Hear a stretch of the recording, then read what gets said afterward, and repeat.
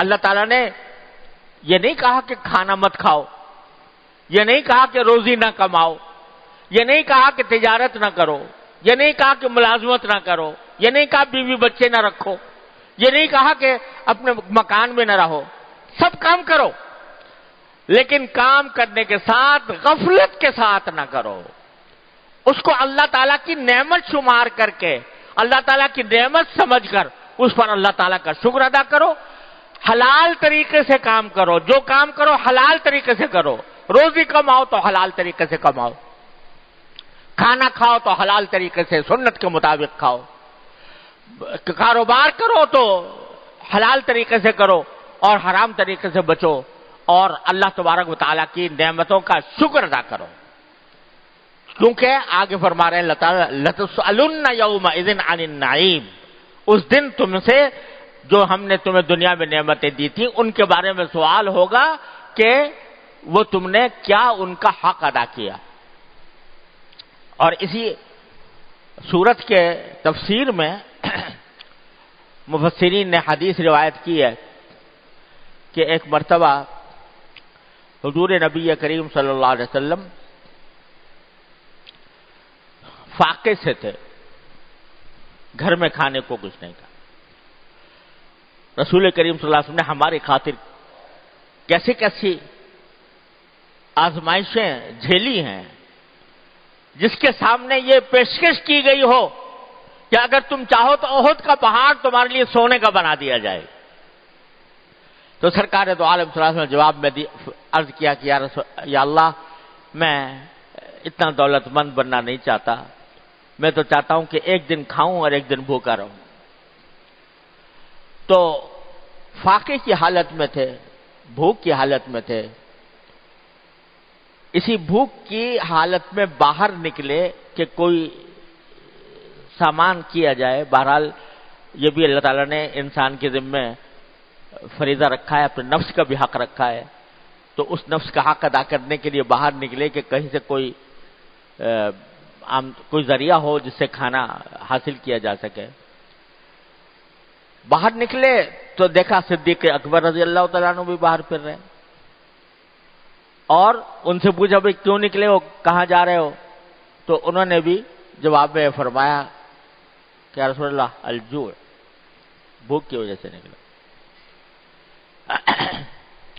تو رسول کریم صلی اللہ علیہ وسلم نے فرمایا کہ چلو آج ہم اپنے ایک انصاری بھائی کے باغ میں چلتے ہیں۔ انصار جو تھے مدینہ منورہ کے، وہ ہمیشہ جانثاری کرتے رہے ہیں رسول کریم صلی اللہ علیہ وسلم صحابہ کرام کے لیے، تو چلو آج ان کے باغ میں چلتے ہیں، وہ خوش ہو جائیں گے کہ رسول کریم صلی اللہ علیہ وسلم ہمارے باغ میں تشریف لائے۔ نبی کریم صلی اللہ علیہ وسلم تشریف لے گئے۔ جب انصاری صحابی نے دیکھا کہ رسول کریم صلی اللہ علیہ وسلم میرے باغ میں تشریف لائے ہیں، ان کی تو خوشی کا کوئی ٹھکانہ نہ رہا۔ انہوں نے جلدی سے وہاں ایک درخت کے سائے میں ایک بچھونا بچھایا اور اس کے اندر حضور اقدس صلی اللہ علیہ وسلم سے عرض کیا کہ رسول اللہ یہاں پر ٹھہریے، اور پھر جلدی سے، گرمی کا موسم تھا، سائے کے اندر بٹھا کر پانی لے کر آئے اپنے کنویں کا، اور ساتھ میں کچھ کھجوریں لے کر آئے نبی کریم صلی اللہ علیہ وسلم کے لیے۔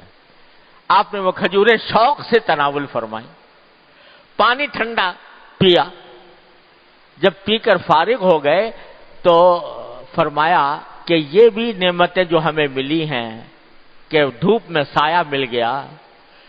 پیاس کی حالت میں پانی مل گیا، بھوک کی حالت میں کھجوریں مل گئیں، یہ بھی عظیم نعمتیں ہیں، اور آخرت میں ان سے بھی سوال ہوگا۔ لَتُسْأَلُنَّ يَوْمَئِذٍ عَنِ النَّعِيمِ، اس دن تم سے اس کا بھی سوال ہوگا کہ اس کا کیا حق ادا کیا تم۔ تو میرے بھائیوں اور دوستو، ہم سے مطالبہ یہ نہیں ہے کہ کھانا پینا چھوڑ دو، حضور نے تو فاقے برداشت کر دیے۔ ہم سے یہ مطالبہ نہیں ہے کہ تم بھی فاقے اٹھاؤ، ہمیں اجازت دی ہے کہ کھاؤ کماؤ، حلال طریقے سے کھاؤ کماؤ، لیکن خدا کے لیے غفلت سے اپنے جان چھڑاؤ۔ غفلت سے جان چھڑانے کا طریقہ یہ ہے، دو باتیں عرض کرتا ہوں، اللہ تبارک و تعالیٰ اپنے رحمت سے مجھے اور آپ کو سب کو اس پر عمل کرنے کی توفیق عطا فرمائے تو انشاءاللہ غفلت سے نجات ملے گی۔ کیا؟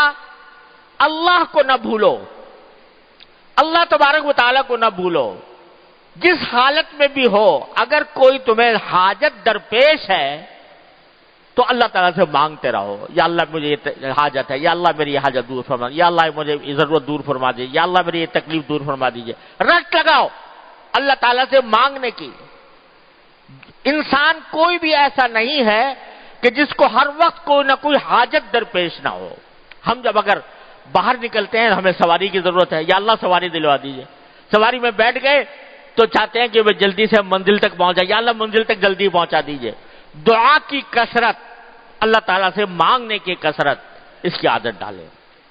اور جو چیز حاصل ہے، جو حاجت پوری ہوئی ہے، کھانا سامنے آیا ہے، پانی پی رہے ہیں، گھر والوں کو اچھا خوشحال دیکھ رہے ہیں، تو ہر بات پر اللہ تعالیٰ کا شکر ادا کرنے کی عادت ڈالیں۔ یا اللہ آپ کا شکر ہے آپ نے اچھا کھانا عطا فرمایا، یا اللہ آپ کا شکر ہے آپ نے اچھا گھر عطا فرمایا، یا اللہ آپ کا شکر ہے کہ آپ نے گھر کے اندر سکون عطا فرمایا، میرے گھر والے سب خیر و عافیت سے ہیں، اے اللہ ہمیں اس کے شکر ادا کرنے کی توفیق عطا فرمائی۔ یہ دو باتیں ہیں، ایک دعا کی کثرت، دوسرے